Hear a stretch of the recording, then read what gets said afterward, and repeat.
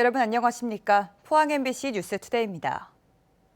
가을의 두 번째 절기 처서가 왔지만 날은 계속 무덥습니다.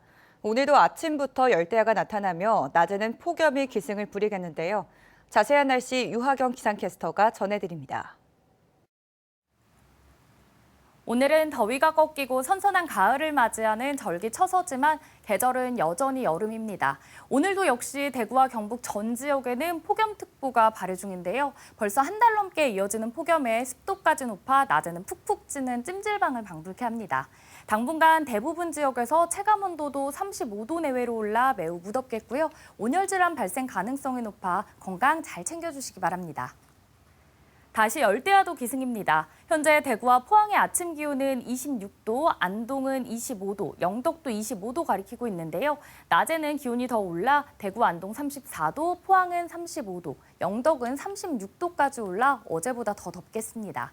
한편 대구와 경북에는 오늘 가끔 비가 내리겠는데요. 예상되는 비의 양은 5에서 50mm로 대구와 경북은 오늘 밤 대부분 그치겠습니다.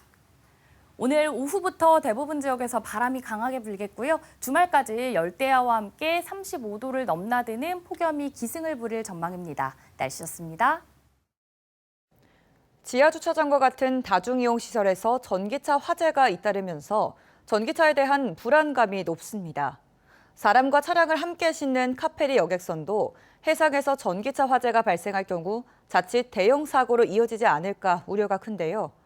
해양수산부는 충전율 50% 이하인 전기차를 카페리에 선적하도록 권고하고 있지만 강제 규정이 아닌 데다 근본적인 안전 대책이 될지 의문입니다.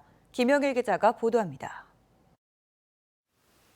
울진 후포항과 울릉도를 오가는 대형 카페리 여객선입니다. 승객과 함께 차량도 선적할 수 있는데 최근 전기차 사고가 잇따르면서 화재가 발생하지 않을까 불안감이 커지고 있습니다. 뉴스에도 많이 나오고 전기차 화재가 그리고 주변에도 있다 보니까 뭐 불안하긴 한데 여기 해운사에서 뭐 정책 따라서 잘 따른다면은 뭐 별 문제 없이 갈 수 있지 않을까. 올 들어 이 카페리 여객선을 이용한 전기차는 모두 420대. 울릉도까지 운항 시간은 4시간 30분으로 해상에서 전기차 화재가 발생할 경우 속수무책입니다. 육상과 달리 소방대 전문 진화 인력의 투입이 사실상 불가능하고 장시간 불이 꺼지지 않을 경우 대형 사고로 이어질 수 있습니다. 특히 배에서 화재가 생겼을 경우에는 화재 진압할 수 있는 장비나 공간 이런 것들이 절대로 부족하기 때문에 불이 확산됐을 때는 피해가 클 수밖에 없어요. 주변에 바다뿐이 없기 때문에. 이 때문에 해양수산부는 현재 안전을 위해 50% 이하로 충전된 전기차만 선적하도록 여객선사에 권고하고 있습니다. 전기차 선적 관련해서는 배터리 충전율 40% 이하로 선적 가능하고 차량간 이격거리도 충분히 둬서 선적을 하고 있습니다. 그리고 사고 이력 차량이 있을 경우에는 차량 선적을 제한하고 있습니다. 하지만 낮은 충전율만으로 해상에서의 전기차 화재를 근본적으로 막을 수 있을지 불안감은 여전한 상태여서 신뢰할 수 있는 정부의 종합적인 안전대책이 시급합니다. MBC 뉴스 김혁일입니다. 오늘 오후 2시부터 포항에서도 시민들을 대상으로 을지연습 연계 공습 대비 민방위 훈련이 실시됩니다. 오후 2시 훈련 공습경보 발령을 시작으로 주민 대피 및 차량 이동 통제를 실시하며 다중이용시설인 북포항 CGV에서는 대피 훈련을 진행할 예정입니다.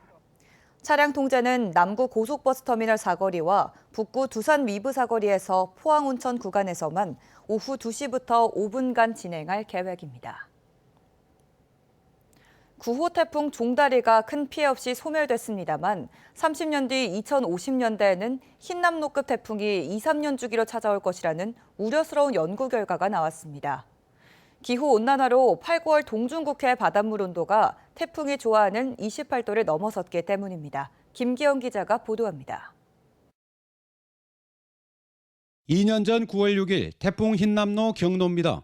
태풍의 눈이 남서진하다가 동중국해에서 세력을 키운 뒤 곧바로 한반도로 북상합니다. 경주와 포항 경계에 500mm가 넘는 극한 호우를 뿌려 지하 주차장이며 농경지며 철강공단 산업시설을 모두 물바다로 만들었습니다. 흰남노 태풍의 힘의 원천은 동중국해 수온, 당시 동중국해 수온은 28.9도였습니다. 1982년부터 2022년까지 한반도에 영향을 미친 최대 풍속 초속 54m 이상의 초강력 태풍 16개를 분석했더니 모두 동중국해 수온이 27, 8도였다는 공통점이 있습니다. 흰남노급 태풍이 한반도에 올 빈도가 2020년대엔 11년에 한 번이지만 2030년대엔 4.5년, 2050년대엔 2.8년에 한 번꼴로 급격히 증가합니다. 태풍은 북상하면서 세력이 조금씩 약해지는 게 보통이지만 동중국해에서 수증기를 에너지원으로 삼아 최근에는 세력을 유지한다는 게 문제입니다. 미래에는 그 슈퍼 태풍들이 세력을 잃지 않고 한반도로 올 확률이 늘어나기 때문에 2050년대에는 거의 2, 3년에 한 번씩 흰남노급 태풍이 한반도에 상륙해서 영향을 줄 것으로 전망이 됩니다. 충격적인 것은 온실가스 배출을 줄여도 동중국해의 온난화가 충분히 강해져 초강력 태풍의 한반도 상륙 빈도를 줄이지 못한다는 점입니다. 이미 온난화 때문에 따뜻해졌고 태풍이 좋아하는 온도인 28도는 이미 넘어갈 확률이 훨씬 많아졌기 때문에 앞으로 우리가 온실가스를 줄이든 안 줄이든 이번 연구는 경북대와 울산과학기술원, 국립기상과학원과 공동연구로 진행했으며 기상학 분야 국제학술지인 미국 기상학회보에 실렸습니다. MBC 뉴스 김기영입니다. 정부가 집중호우에 대비해 전국에 여러 개의 댐을 짓겠다고 최근 발표했습니다. 흰남노 피해를 입은 포항에선 항사댐, 지난해 수해가 컸던 예천도 댐 건설 예정지에 포함됐는데요. 환경부는 폭우로 예천 시가지가 잠기는 재난을 막으려면 댐 말고는 뾰족한 대안이 없다고 설명하고 있습니다. 이도훈 기자가 전합니다. 2017년과 2020년 집중호우 당시의 예천읍 시가지 모습입니다. 두 해 모두 하루 평균 80mm에 달하는 폭우가 내리자 한천이 범람해 예천읍이 잠긴 겁니다. 하천 제방 응급복구에만 10억 원, 전체 복구비에는 수십억 원을 써야 했습니다. 반복되는 침수 피해에 예천군은 한천이 범람하지 않도록 한천 상류인 용두천에 댐을 건설해야 한다는 입장을 지난해부터 환경부에 건의해 왔습니다. 우리 예천군 지형이 동북 쪽이 높은 산악 지역이고요.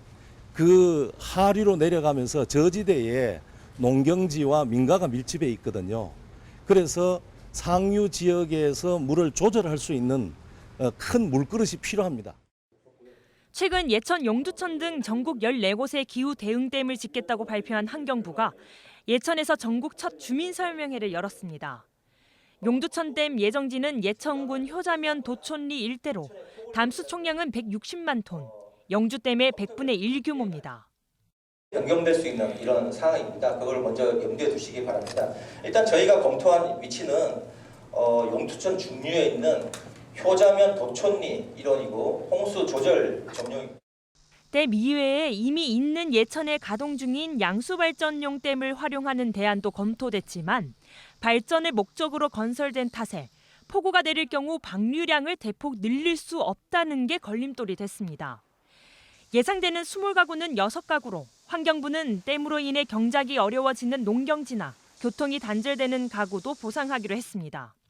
농작물 등 지작물에 대해서도 보상을 해드리고 이렇게 눈에 보이는 시설이나 토지뿐만 아니라 거기서 이제 땅에서 하고 있는 농업 활동 등을 통해 생기는 이런 경영 활동을 이제 소멸되면 못하게 되니까 그런 눈에 안 보이는 소유권의 권리 등에 대해서도. 하지만 수몰 예정지가 구체화되자 주변 지역 주민들의 우려가 터져나왔습니다.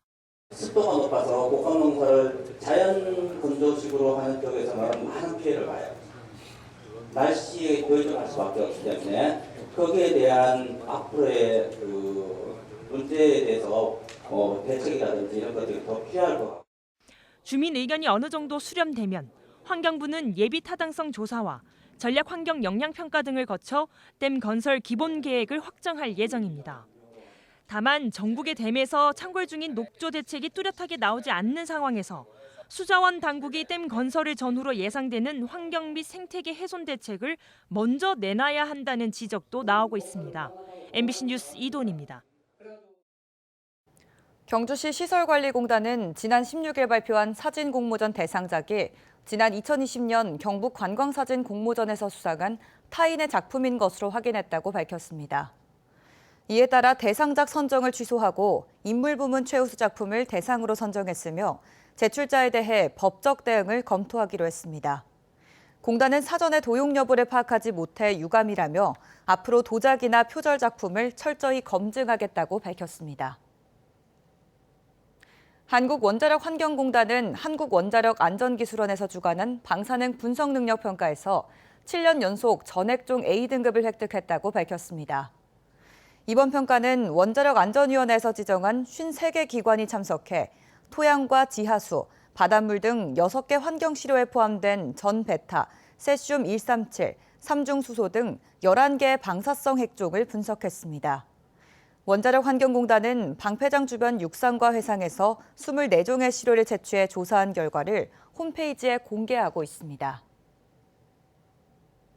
연일 불볕더위가 이어지면서 포항 남구 주민의 식수원인 안개댐 녹조 발생 소식 전해드렸는데요.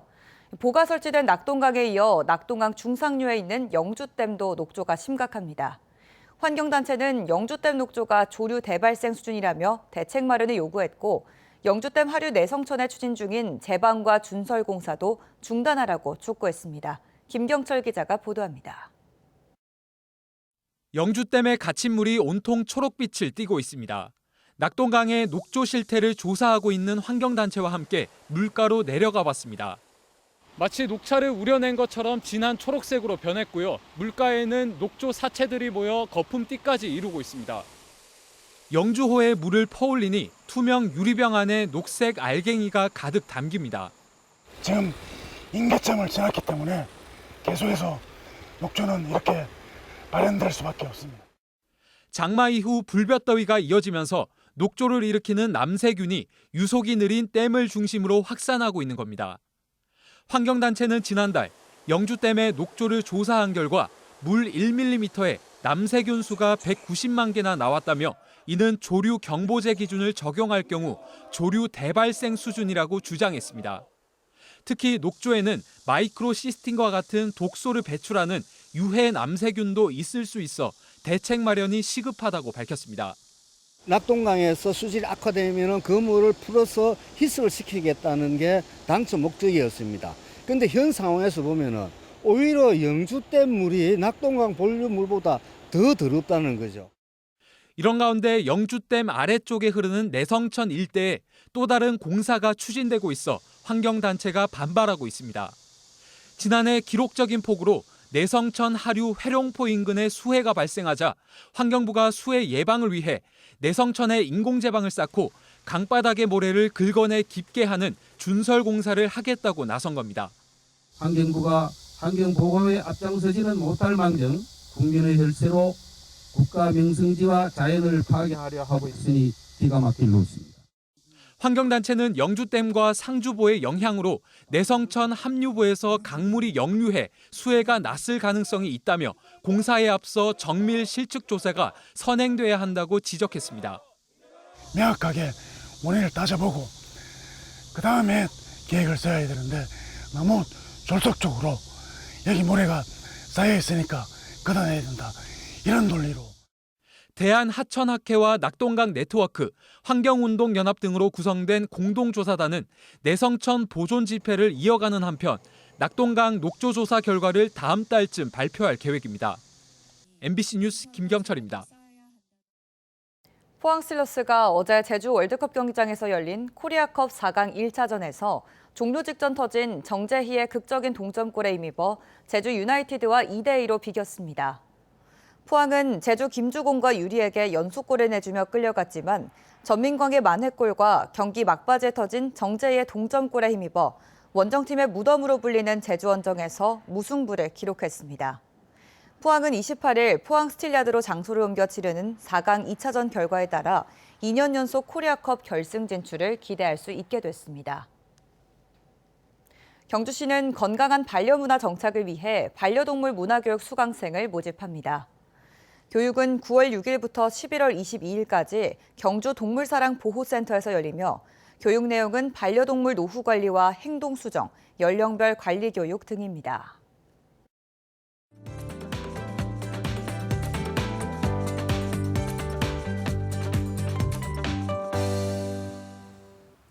오늘은 더위가 꺾이고 선선한 가을을 맞이하는 절기처서지만 계절은 여전히 여름입니다. 오늘도 역시 대구와 경북 전 지역에는 폭염특보가 발효 중인데요. 벌써 한 달 넘게 이어지는 폭염에 습도까지 높아 낮에는 푹푹 찌는 찜질방을 방불케 합니다. 당분간 대부분 지역에서 체감온도도 35도 내외로 올라 매우 무덥겠고요. 온열 질환 발생 가능성도 높아 건강 잘 챙겨주시기 바랍니다. 다시 열대야도 기승입니다. 현재 대구와 포항의 기온 26도, 안동과 영덕은 25도로 열대야가 나타나고 있는데요. 해가 뜨면 기온이 더 올라 오늘 대구와 안동의 기온은 34도, 포항은 35도, 영덕은 36도까지 올라 어제보다 덥겠습니다. 한편 오늘 대구와 경북에는 비가 내리겠는데요. 예상되는 비의 양은 5에서 50mm로 오늘 밤 대부분 그치겠습니다. 위성 영상입니다. 오늘 전국적으로 중국 산둥반도 부근에서 북동쪽으로 이동하는 기압골의 영향을 받겠습니다. 자세한 지역별 날씨 보시면 오늘 우리 지역 흐리겠고요. 미세먼지 농도는 좋음으로 공기질도 깨끗하겠습니다. 바다의 물결은 0.5m에서 최고 2.5m로 높게 일겠습니다. 오늘 아침 대구의 기온 26도, 김천은 24도 가리키고 있습니다. 낮에는 대구 34도, 김천은 36도까지 오르겠습니다. 안동의 현재 기온은 25도, 상주도 25도 가리키고 있고요. 낮에는 안동과 상주 모두 34도 예상됩니다. 포항의 아침 기온은 26도로 출발해 낮에는 35도까지 치솟겠고요. 어제보다 덥겠습니다. 오늘 오후부터 대부분 지역에서 바람이 강하게 불겠고요. 주말까지 열대야와 함께 35도를 넘나드는 폭염이 기승을 부릴 전망입니다. 날씨였습니다. 이상으로 포항 MBC 뉴스투데이를 마칩니다. 시청해주신 여러분 고맙습니다.